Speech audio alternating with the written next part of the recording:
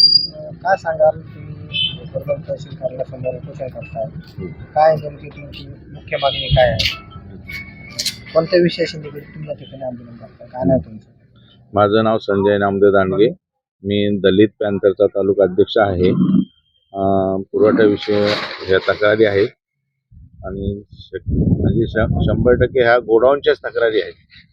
गोडाऊनच्या माझ्या असं निदर्शनास आलंय की मी माहितीच्या अधिकाराखाली तहसीलदार मॅडमनी जो गोडाऊन तपासलं होतं 22/11/2022 तेव्हा एक फॉर्म मी हस्तगत केला माहिती अधिकाराखाली. त्याच्यात त्यांनी कॅपॅसिटी दाखवलेली आहे 10,000 क्विंटलची आणि प्रत्यक्षात धान्य तिथं होतं 27,000. माझं म्हणणं आहे की 27,000 बसलं कुठं नेमकं? त्यांनी कोणत्या गोडाऊनला माल ठेवला? कॅपॅसिटी दाखवत आहे त्यांचे गोडाऊनची क्षमता ते दाखवत आहे 10,000 आणि तपासणीची वेळ धान्य दाखवत आहे 27,000. माझं म्हणणं नेमकं कोणत्या गोडाऊनला ठेवलं त्यांनी? का बाहेर विकला का काय? नेमकं बाहेर कुठंतरी प्रायव्हेट गोडाऊनमध्ये ठेवला असेल, कुठंतरी ठेवलं असेल. शासकीय गोडाऊन तर 2च आहे. याची चौकशी करण्यासाठी मी आमरण उपोषणाला बसलो आहे. राहिला दुसरा मुद्दा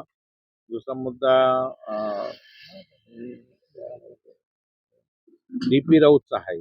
डी.पी. राऊतनं पण त्याच्या कार्यकाळामध्ये दररोजच्या 20-20 गाड्या खाली केल्या, 20-20 गाड्या भरून दिल्या. नेमकं 8च हमाल काम करतात. 8 हमालामध्ये 20 गाड्या भरणे आणि 20 गाड्या खाली करणे एवढं शक्य नाही. पण हे कसं केलं? नुसतं कागदोपत्री केलं का प्रत्यक्षात केलं? त्याची चौकशी झाली पाहिजे तज्ज्ञ समिती नेमून किंवा खरं ते 8च हमाल काम करतात. त्यांच्याकडून एवढं एका महिन्यामध्ये 30,000 माल उचलणे आणि 30,000 माल खाली करून घेणे एवढं काम होतं का? आणि एक माझी संचिका आहे शेताची. त्या संचिकेमध्ये मॅडमने निकाल असा दिलेला आहे, 20 तारीख होती, 19लाच निकाल दिलेला आहे. संबंधित तक्रारदारांनी त्या केसची माझा काही संबंध नसताना आम्हाला त्या केसमध्ये इंटरेस्ट नसतं असं लेखी दिल्यानंतरही केस चालवण्यात आली आणि केस चालवल्यानंतर मॅडमनं तो कधी कोणत्याही तारखेला हजर नाही संबंधित माणूस. तरी 20 तारीख असताना 19लाच निकाल दिलेला आहे. मॅडमला काय नाव?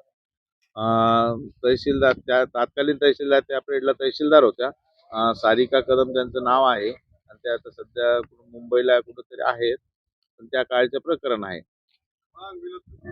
आणि इतर मागण्या आहे भरपूर. त्याच्यानंतर माझी अशी एक मागणी आहे की शासकीय गोदाम भोकरदन येथे कॅमेरे आहेत पण सध्या बंद स्थितीत आहेत. माझं म्हणणं आहे तिथं की कॅमेरे हे बाहेर नसून मध्ये असावेत. मध्ये म्हणजे कुठं शटरच्या मध्ये, की शटरच्या मध्ये याच्यासाठी असावे की बा ते हमाल नेमकं काय काम करतात. नियम असा सांगतो की गाडी खाली झाल्यानंतर खाली करत असताना गोणी गाडीतून थप्पीतून तोडून काट्यावर न्यायची, त्याचं प्रमाणित करायचं म्हणजे 50 किलो त्याच्यात वजन भरायचं आणि 50 किलो थप्पी मारायची 16 थरापर्यंत असा नियम आहे. आणि त्याच्यानंतर मग दुकानदाराला वाटप करता असताना ते थप्पी तोडून मग दारपोचच्या गाडीत टाकायचं. त्याच्यासाठी शासन त्यांना 36 रुपये पर क्विंटल हमाली देतं.